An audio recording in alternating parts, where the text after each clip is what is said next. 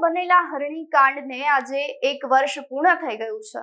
ત્યારે હરણીકાંડમાં જે માતા પિતાએ પોતાના બાળકો ગુમાવ્યા છે, જે પરિવારે પોતાના ચિરાગ ગુમાવ્યા છે, તે લોકો હજુ પણ ન્યાય માટે તરફડી રહ્યા છે। કાગળો લઈ અને ન્યાયના મંદિરે ધક્કા ખાઈ રહ્યા છે, પરંતુ હજુ સુધી તેમને ન્યાય મળ્યો નથી।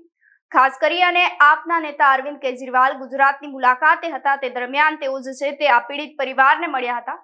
તે લોકોને સહાનુભૂતિ આપી હતી। આ સાથે જ તેમને મળી અને અરવિંદ કેજરીવાલે શું કહ્યું તેને લઈ વિગતવાર ચર્ચા કરીએ। નમસ્કાર, આપ જોઈ રહ્યા છો ન્યૂ ભારત ન્યૂઝ અને હું છું આપની સાથે વલ્લરી વ્યાસ।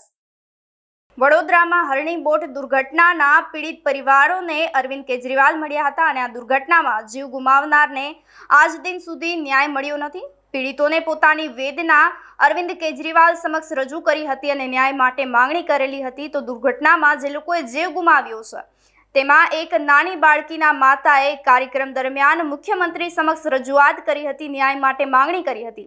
ત્યારે તેમને પકડી અને બહાર કાઢી મૂકવામાં આવ્યા હતા, જેને લઈ અરવિંદ કેજરીવાલની જે છે હાલ પ્રતિક્રિયા સામે આવી છે। તો ભાજપના કોઈ મોટા નેતાઓ વડોદરામાં આવે તો આ પીડિત પરિવારને નજરકેદ કરી દેવામાં આવે છે, તેવા પણ હાલ આક્ષેપો લગાવવામાં આવી રહ્યા છે।